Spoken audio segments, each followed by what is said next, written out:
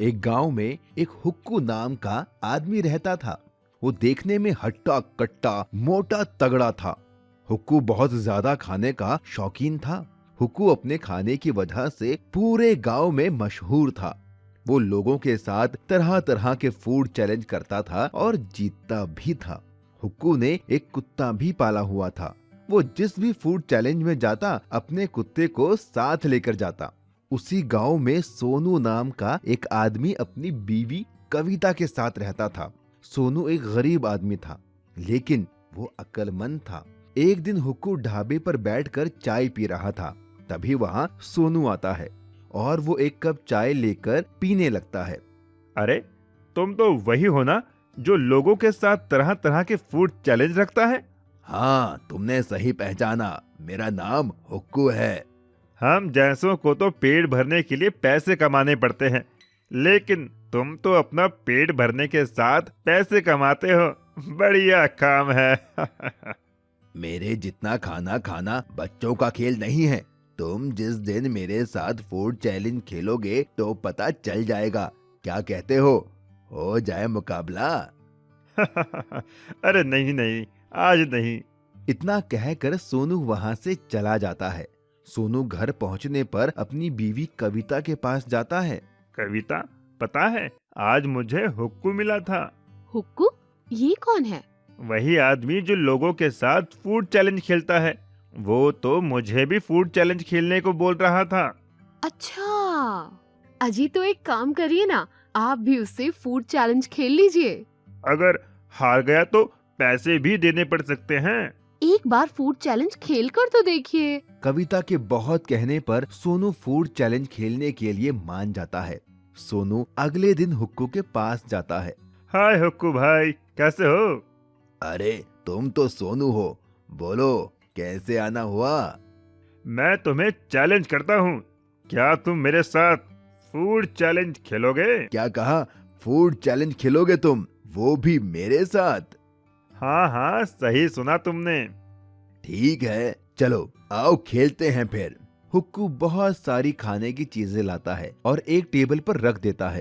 अरे वाह, इतना सारा खाना! Chicken fry, chicken leg piece, tandoori chicken, मजा आ गया खाने में तो शुरू करें अपना चैलेंज।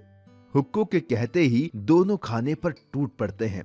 हुक्कू चुपके से तंदूरी चिकन अपने कुत्ते को खिला देता है। देखते ही देखते हुक्कू सारा खाना खत्म कर देता है और जीत जाता है। देखा, मैं फिर से जीत गया। चलो लाओ मेरे पैसे। Oh shit!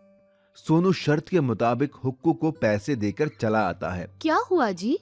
कुछ नहीं, बस हार गया मैं फूड चैलेंज में। हे भगवान, ये हुक्कू का बच्चा कितना खाता है, इसकी सांस भी नहीं फूलती क्या? ये सुनकर सोनू के दिमाग में एक आइडिया आता है। वाह मेरी जान, क्या आइडिया दिया है! क्या हुआ जी? हमारे बंजर खेत में जो हमने पानी के लिए अंडरग्राउंड बनवाया था, उसी में फूड चैलेंज खेलूंगा। मोटा होने की वजह से हुक्कू दमे का मरीज है। अगर मैं जमीन के अंदर उसके साथ फूड चैलेंज खेलूं तो मैं जीत सकता हूं। अगले ही दिन सोनू ने हुक्कू को फूड चैलेंज किया। फिर इससे हारना है क्या तुम्हें? इस बार अंडरग्राउंड फूड चैलेंज होगा। हम दोनों जमीन के अंदर ही खाना खाएंगे। हुक्कू सोचता है कि वो जमीन के अंदर भी अपना कुत्ता ले जाएगा और चुपके से उसे खाना खिला देगा और बेईमानी करके जीत जाएगा। हुक्कू सोनू की शर्त मान लेता है। अगले दिन हुक्कू, उसका कुत्ता सोनू और उसकी पत्नी अपने बंजर खेत में जाते हैं और एक रास्ते के जरिए वो नीचे पहुंच जाते हैं। कविता ने पहले से ही tandoori chicken, chicken fry, burger, chow mein सब मंगवा लिया था। कविता कुत्ते और हुक्कू के बीच में आकर बैठ जाती है ताकि हुक्कू बेईमानी ना कर पाए। दोनों में फूड चैलेंज शुरू हो जाता है। खाते खाते अचानक हुक्कू को सांस लेने में दिक्कत होने लगती है। उसका कुत्ता भी उससे दूर था, वो बेईमानी भी नहीं कर सकता था। अरे बाप रे, अब और मुझसे नहीं खाया जाएगा। मैं अपनी हार मानता हूँ। ये सुनकर वो सारे बाहर आते हैं। हुक्कू सोनू को पैसे देता है और चला जाता है। सोनू और कविता भी खुशी खुशी अपने घर चले जाते हैं। इस तरह सोनू ने अपनी अक्लमंदी से फूड चैलेंज को जीत लिया था। नहीं छोड़ूंगा किसी को, नहीं छोड़ूंगा। तभी शेर आग बढ़ाते हुए परी के पास आता है। तभी मोहन को वो जादुई तलवार मिल जाती है। क्यों परी महारानी, अब तुम्हें मेरे पंजे से कौन बचाएगा? तलवार देखकर शेर डर जाता है। एक गांव में मोहन नाम का एक आदमी रहता था। मोहन को घूमना बहुत पसंद था। वो दुनिया की हर नई जगह घूमने जाता और वहाँ के मजे लेता। एक दिन मोहन एक गांव में घूमने के लिए गया। गांव बहुत सुनसान था। गांव में घर तो थे लेकिन लोग नहीं थे। ये सब मोहन को कुछ अजीब लगता है।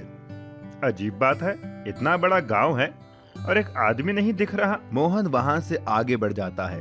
थोड़ा आगे जाने पर उसे एक रास्ता दिखाई देता है जो जंगल की तरफ जाता था। रास्ते के बाहर एक बोर्ड लगा था। बोर्ड के ऊपर डेंजर लिखा था और नीचे लिखा था कि ये रास्ता काली घाटी के जंगल में जाता है और काली घाटी के जंगल में जाना मना है। यहाँ दरिंदा शेर रहता है। ओहो, अच्छा, तो ये एक एडवेंचर की जगह लगती है।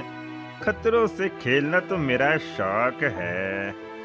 मोहन उस जंगल के अंदर चला जाता है, लेकिन मोहन ये नहीं जानता था कि इसी जंगल के अंदर वो खूंखार दरिंदा जादुई शेर भी रहता है। थोड़ा अंदर जाने पर उसे एक दरवाजे पर एक और बोर्ड दिखाई देता है जहाँ पर लिखा था, इस रास्ते पर जाना सख्त मना है। यहाँ सोने का शेर रहता है। सोने का शेर अगर यहाँ रहता है तो दरिंदा शेर कहाँ रहता है? लगता है वो दूसरी साइड रहता होगा। चलो सोने का शेर उठाकर चलता हूँ। अब तो करोड़पति बन जाऊंगा मैं। मोहन आगे चला जाता है। वहां जाने पर उसे बड़े बड़े पत्थर और कुछ पत्थर की मूर्तियां दिखाई देती हैं, जिनके नीचे कुछ न कुछ लिखा हुआ था। तभी मोहन को एक आवाज आती है, कौन दुष्ट है जिसने मेरे जंगल में घुसने की कोशिश की? आवाज सुनकर मोहन डर जाता है। तभी मोहन के सामने से एक सोने का शेर आता दिखाई देता है। मोहन जल्दी से एक परी की मूर्ति के पीछे छिप जाता है। उस मूर्ति के नीचे भी कुछ लिखा हुआ था जिसे मोहन पढ़ता है। ये क्या लिखा है यार? नीले रंग के पर है मेरे, नीले रंग से धो। नीला रंग जब मुझ पर पड़े तब मैं जीवित हूँ। अरे यार, अब इसके लिए नीला रंग कहाँ से लाऊं? पानी, इस मूर्ति पर पानी डालकर देखता हूँ। पानी का रंग आसमान के नीचे नीला ही दिखता है। मोहन उस परी की मूर्ति पर पानी डाल देता है और मूर्ति एक खूबसूरत परी बन जाती है। बरसों से मैं इस पत्थर में कैद थी। आज तुमने मुझे आजाद करा दिया। परी बहन, तुम तो आजाद हो गई, लेकिन अब मेरा क्या होगा? मैं तो यहाँ सोने का शेर लेने आया था। मुझे क्या पता था कि सोने का शेर ही दरिंदा शेर है। ये कोई मामूली शेर नहीं, बल्कि एक सोने का बना हुआ जादुई शेर है। बरसों पहले ये आम शेर की तरह ही इसी जंगल में अपनी बीवी और 2 छोटे छोटे बच्चों के साथ रहता था। एक दिन सर्कस से आए इंसानों ने इसकी बीवी को मार दिया और दोनों बच्चों को उठाकर ले गए। परी ये कहानी मोहन को बता ही रही होती है कि तभी वहाँ जादुई शेर आ जाता है। उस दिन मैंने कसम खा ली थी कि मैं किसी भी इंसान को नहीं छोड़ूंगा, और फिर मैंने सालों तक देवताओं से रो रो कर प्रार्थना की, उनकी तपस्या की, और एक दिन बदले में मुझे ये जादुई शक्तियाँ मिली। फिर मैंने पूरे गांव को खत्म कर दिया और अब तुझे भी मार दूंगा इंसान। मैं तुम्हें ऐसा नहीं करने दूंगी। तो फिर मरने के लिए तैयार हो जाओ दोनों। शेर अपने मुंह से आग निकालता है।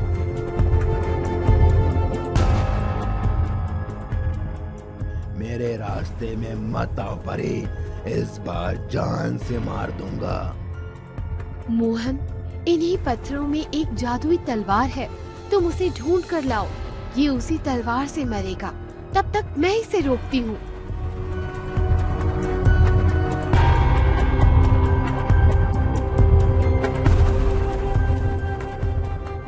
उधर मोहन पत्थरों में जादुई तलवार ढूंढता है।